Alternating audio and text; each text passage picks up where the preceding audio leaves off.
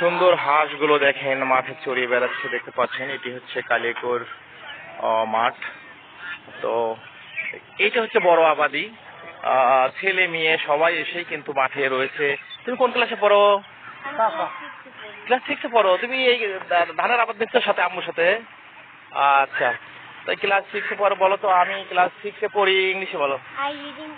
Thank you very much. দেখেন এরা আমাদের পাশাপাশি কিন্তু স্কুলে পড়াশোনা করে, অনেক পড়া পারে। দেখতে পাচ্ছেন একটা ট্রান্সলেশন দিলাম, খুব সুন্দর পারলো কিন্তু।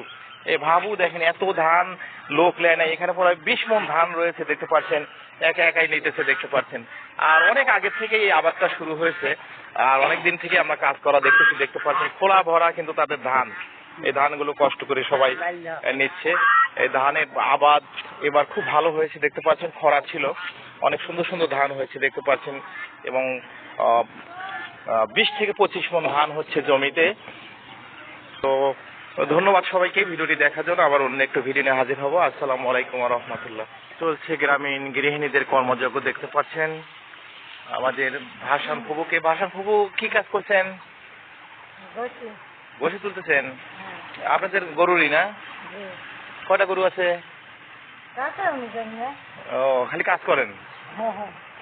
গ্রামীণ যারা খামারি রয়েছে, খামারিদের বিভিন্ন গরু, ছাগল, ভেড়া রয়েছে, সেগুলো কিন্তু এখান দিয়ে চড়ে বেড়ায়। এবং মুরব্বীরাও কিন্তু বিভিন্ন। আসসালামু আলাইকুম, ভালো আছেন? কই যাচ্ছেন আজ? আজকে কি নামাজ আছে এখানে? প্রতিদিনই? হ্যাঁ। দুইজন মুরব্বী, হাজী সাহেব নামাজে যাচ্ছে। দোয়া করবেন সবাই। কোনটা বাড়ি হবে? কালেমাটা বাড়ি হবে। কালেমাটা বাড়ি হবে। কালেমার কথাই আমরা এখানে আলোচনা, এবং কালেমা পেটে ভরে দেবো। যারা কালেমা ওরা দায়ী করে দেয়, মুখে কয়। তাহলে আপনি বলতেছেন মসজিদ থেকে খানকার অগ্রাধিকার?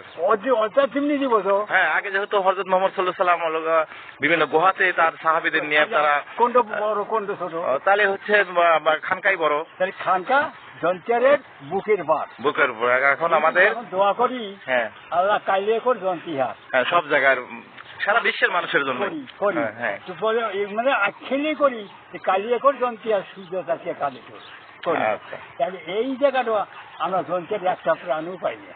জন্তের আসে না? না, আচ্ছা আচ্ছা। আমরা এখন আসলে এখানকার যেহেতু আমাদের কালিয়াকৈর যারা বাসিন্দা, তারা কিন্তু এই খানকাটি আমাদের জন্তিহার স্থাপন করেছে, এবং সেখানেই আল্লাহর নবীর জিকির আজকারি এগুলো করেই মানুষকে মোটিভেশন করা হয় এবং ইসলামের দাওয়াত দেওয়া হয়।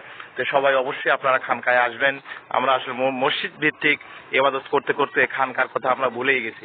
তো ধন্যবাদ সবাইকে। তো সবাই খানকাতে আসার চেষ্টা করবেন। হ্যাঁ, অন্য নদী আর দুমুঠো চাল তুলে দে হাড়িতে, ঠাকুর জামাই আইলো বাড়িতে। অন্য নদী পলাচ্ছিস কে? এদিকে আয়। খুব সুন্দর ধান হয়েছে আসলে, দেখতে পাচ্ছেন।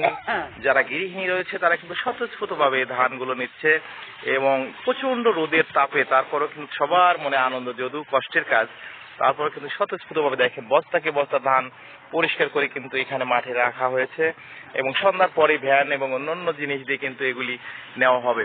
পাশাপাশি যে হাঁস মুরগি রয়েছে সেগুলো কিন্তু আনন্দে মেতে উঠেছে এগুলি খাওয়ার জন্য। দেখতে পাচ্ছেন কি চকচকা ধানের উপরে এসে হাঁসগুলো এসে হামলা চালাইছে।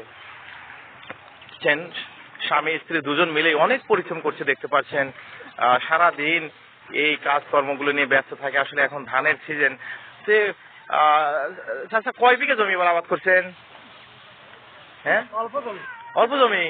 এত আগুর আগুর হয়ে গেল, সারা বছর তোর বসে থাকবে চাষি, দেখতেছি। হ্যাঁ, চাষি আসলে খুবই ধার্মিক, দেখেন লজ্জা পাচ্ছে। চাষির কথা কন, কেমন আবাদ নিলেন? হ্যাঁ, কেমন আবাদ নিলেন? আর চাষি খুবই ধার্মিক, আসলে 5 ওয়াক্ত নামাজ পড়ে। গ্রামের মধ্যে সবচেয়ে বড় আবাদ 10 বিঘা জমি এ পর্যন্ত কাটা হয়ে গেছে। কয় বিঘা কাটছেন এ পর্যন্ত? এ পর্যন্ত 10 বিঘা জমি আবাদ করা কাটা শেষ, দেখতে পাচ্ছেন।